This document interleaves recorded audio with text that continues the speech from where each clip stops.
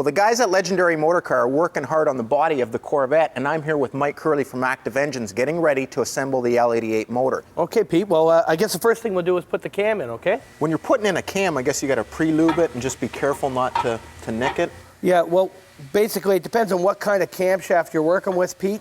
In this particular case, we're using a roller camshaft, so you don't have to be as careful, but if it's a flat tappet cam, you want to make sure and use the proper break-in lube on all the lobes and lifters. The rear seal, you want it off about 10 degrees from the flat surface. That's right. You don't want to mate the seal with the mating surfaces on the block. Better chance of a leak. That's right. Let's do the bearings. And okay, here's the main bearing, Pete. You want to put the locating dowel, line it up, and just sort of snap it in there. Yep. Okay, we'll put some grease on there. You want to have some, Pete? And all this is pre-lube again? Yeah, it's just a white lithium grease and just ensures that we got proper lubrication on the bearing when we fire the motor up. Okay. Ready to drop in the crank? All right, grab the back end there, Pete. Just real careful like. Just so we don't nick a bearing? Yeah, you don't want to nick a bearing. Just let it down real slow and watch out for your seal there. And just, there we go. You in? There we go. Yeah. And just give it a little spin. Now you always turn the crankshaft in the same rotation that it's going to turn when the engine's finished. Good. Okay, Pete, we're going to put the caps on. We're going to make sure that our locating lugs for the bearings are together. Yeah. We'll do the rear cap last. Why do you do the rear cap last? Because we're going to put a little silicone right on the parting lines of that seal just to ensure that it doesn't leak on us. What do we set the mains at? Well, what we're going to do is we're going to torque the mains down, but we're going to do it in steps. Okay. I think the first thing we want to do is set the thrust bearing, though, before they're good and snug now. Yep. Pete, what we're doing here is we're going to set the thrust bearing. This is something that a lot of guys don't do, and then they wonder why when they've got the main caps all tight that the crank is stiff. And by doing this, what we're doing is we're lining up the thrust bearings so that they're together so we have thrust clearance. Okay. So give it a whack on that side? Yeah, we'll give it a whack on this side, and now you do the same on the other side. Now we've already checked the thrust clearance, so we know that's correct. We're just doing this because we're going to torque the main caps now. Do the middle bolts first and then the outside bolts and cinch them up evenly. You don't even have to go to 75 pounds first, just nice and even like. I'll hold the block for you. It's always important to make sure that you torque at the same torque as what the machine shop machined the bores at. In other words, if they torqued it at 110 pounds and you torque it at 90 pounds, the housing may not be round. Ready to stick the pistons in? Yeah, ready to go for pistons now. Now that we got the bearings put into the rods we're ready to assemble, anything we should check? Yeah, you want to first, Pete, check all the ring end gaps and make sure that your gaps are correct. If you don't get the gaps right, you're going to melt a piston or hurt the engine for sure. Okay, and that's just a gap when it gets compressed, correct? Exactly. Okay. And the other thing you want to do is you want to offset all the rings so that none of the gaps line up or else you're going to lose compression through those gaps. So that's just strictly, you don't want to have the two gaps in the same place because in the bore it's going to go right past the two. Correct. So just put them at 180? That's right, 180 degrees off. Okay. Okay, we're ready to put her in. Great.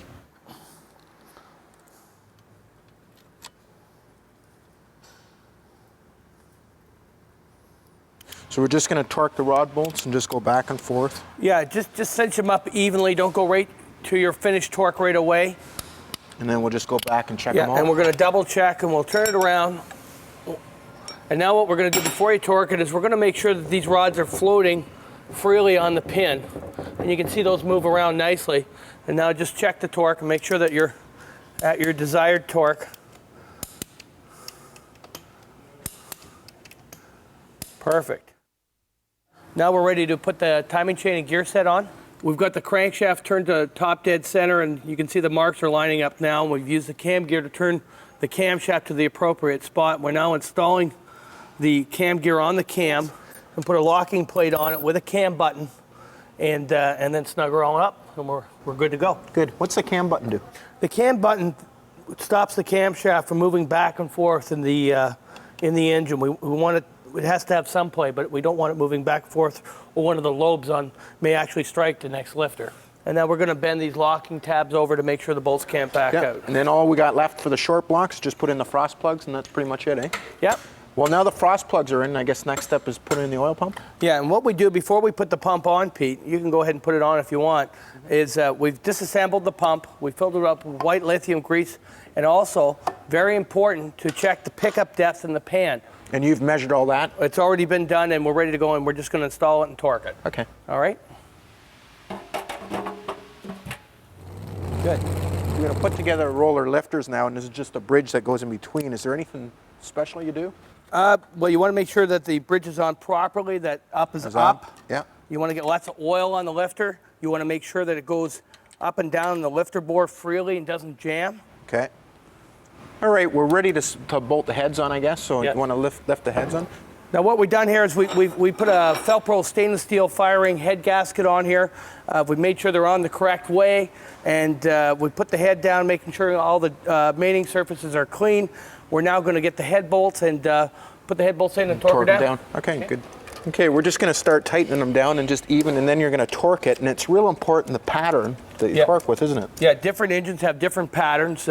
If you don't know the actual pattern for the engine you're working on, a good rule of thumb is start in the middle and work kitty corner and work your way out to the outside.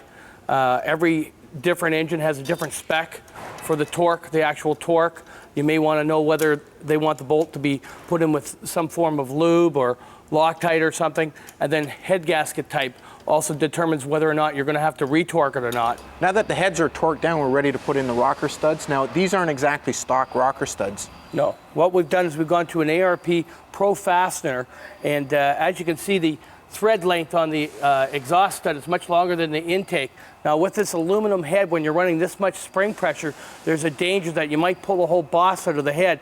So what we're doing is we've actually drilled and tapped the hole down further, and we use these long studs, and we grab more of the cylinder head, and then as well we're using a valve girdle or stabilizer to tie them all together, and that'll keep us from destroying the cylinder heads. These are all comp cams, Valvetrain components.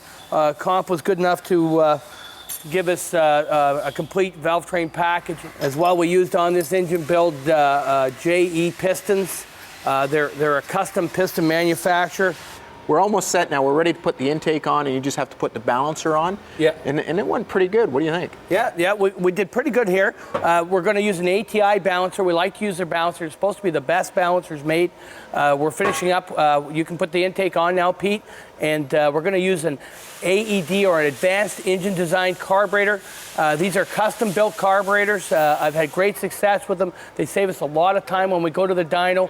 The nice thing about getting a motor built here at Active Engines, just about every piece ends up on the dyno. They make sure it's tweaked, they time it, they set the carb up for us. I mean, we're ready to drop it in, and we know it's going to run nails as soon as it comes out of the box. So next week, we're going to work on the L88. We're going to hopefully get this motor ready to put in, get it painted a couple weeks from now, and hopefully we're driving it soon. Sounds great, Pete. Thanks very much.